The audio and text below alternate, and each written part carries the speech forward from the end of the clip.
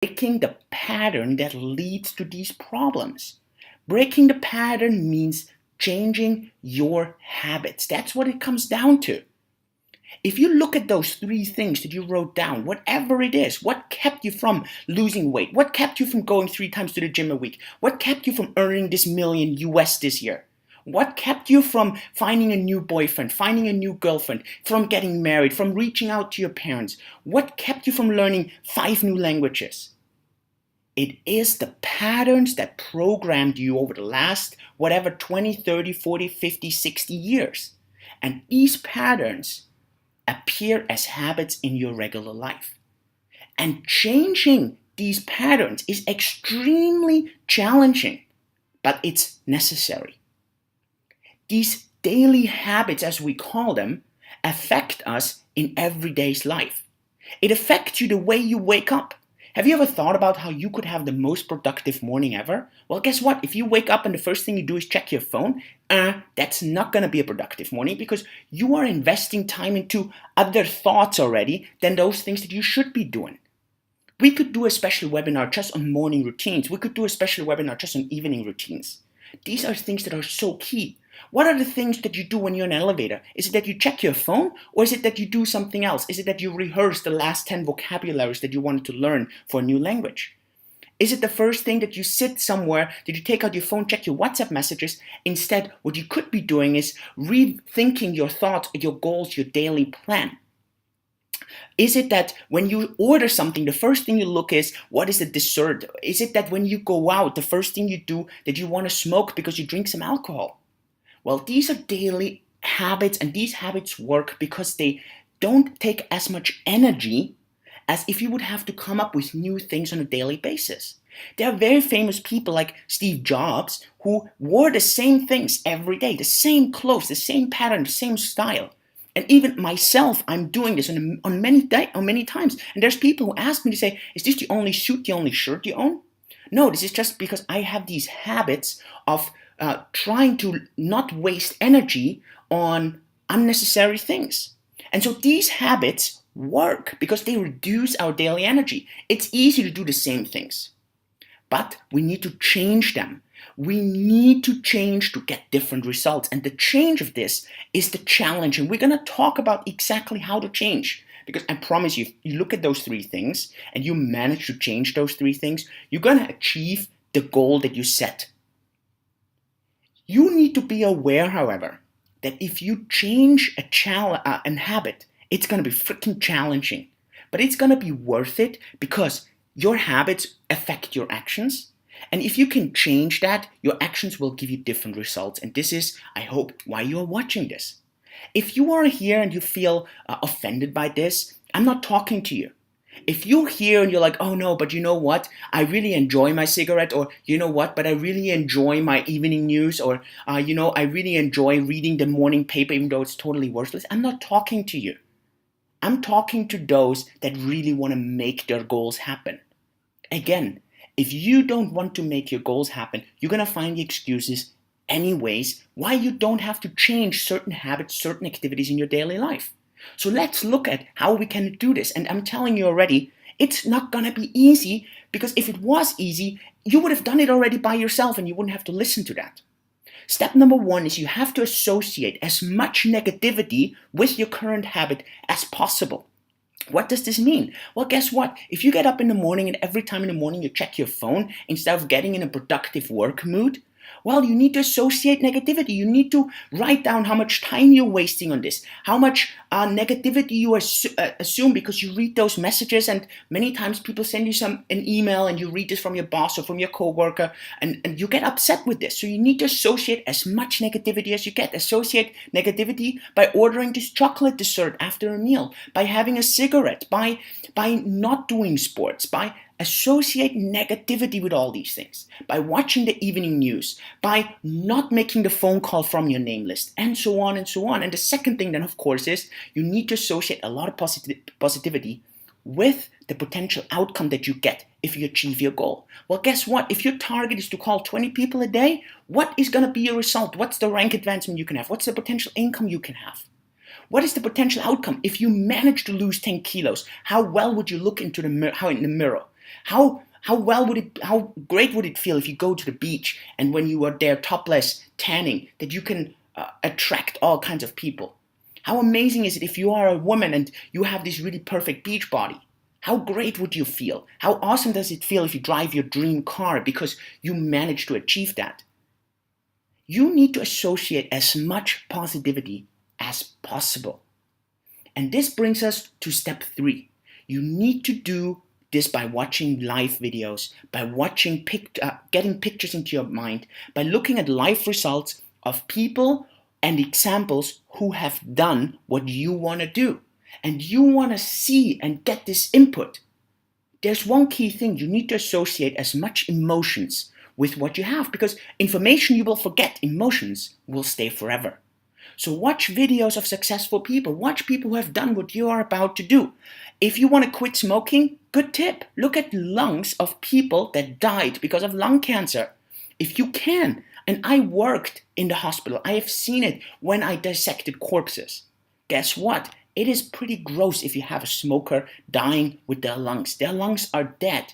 And if you see and smell this one time, this is going to stay in your mind.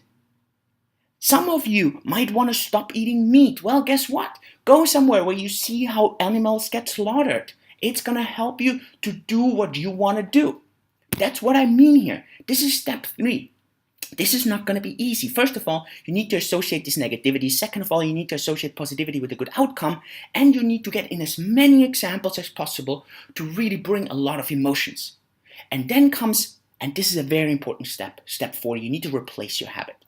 What does this mean? Well, if your target is, your goal is you want to hit $1 million US a year income, and you feel that what keeps you is that you watch too much YouTube, well, guess what? If you just say, okay, I'm going to stop watching YouTube videos, that's not going to work. You need to replace it. For example, you say, whenever I feel the urge to watching YouTube, well, guess what? I'm going to make a call, or I'm going to write 5 pages in my book, or I'm going to work on my side project, or I'm going to do this. So you need to have a replacement. If you want to stop smoking, whenever you have the urge to smoke, drink a glass of water. The same thing works if you're constantly addicted to chocolate. Well, replace it with something. If you want to learn a new language and instead you prefer to play on Facebook, well, instead of playing on Facebook, okay, before I do this, let me study 5 vocabularies. So you need to replace the habit, and this brings us to the last step. You need to keep going for 66 days. Why 66 days? Otherwise, you don't have the habit replaced. You just have a constant, on willpower depending change of a pattern. But this won't be long lasting if you don't go for it for 66 days. And we talked about this. The stronger your emotions, your why is with your goals, the stronger the urge for you to do this. If you don't want to do this, guess what? You won't. But if, and let's talk about examples now. You want to hit this $1 million US. If you want to quit your job because you want to make more money in your side business. If you want to drive this new car. If you want to be able to pay off your debt. Well, guess what? You need to associate a lot of emotion, and you need to ask yourself, why do you want to achieve it? Why do you want to drive this car? Why do you want to make this $1 million US? Why do you want to make more money? Why do you want to have more success in your job? The stronger your why, the stronger your emotions, the more likely you're going to do all this, because it's not easy. If it was, everyone would do it, and it wouldn't be, you wouldn't have to watch this webinar. Why are you looking for love? Why do you want to have a perfect relationship? What are you looking for in detail? Associate emotions and feelings. Why do you want to look better? How would you feel? Bring the examples in, and you need to make this strong. And here is where our sub-goals come in. You might have 10 different finance goals. You might have 4 or 5 different relationship goals with different types of people, of parents, of boyfriend, girlfriend, husband, wife, kids, and so on. Your health goals. One might be sports, another one might be to quit smoking, one might be to do more running, whatever it is. But you need to associate a lot of things with those. Because if you don't, you will stray off. So, let's look at your plan now. Well, I am not a big believer in making plans on a long run. I can compare this to you to the GPS signal.